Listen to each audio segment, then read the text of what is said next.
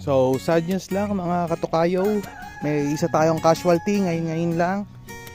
Yan, yung isa nating hybrid na rooster na nasa range. So tinry natin siya isalba, binigyan natin ng gamot para sa hindi natunawan, wala talaga, hindi na kinaya.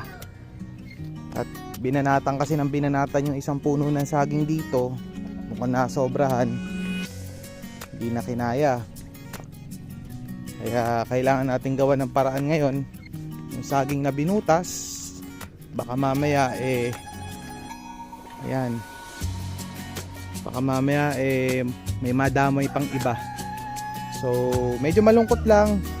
At nadali isa nating hybrid na malaki-laki, mga nasa 2 kilo rin siya. Pero positive pa rin kasi marami naman tayong production ng Black Australorp. Marami tayong sisiw at saka marami tayong paparating pa. So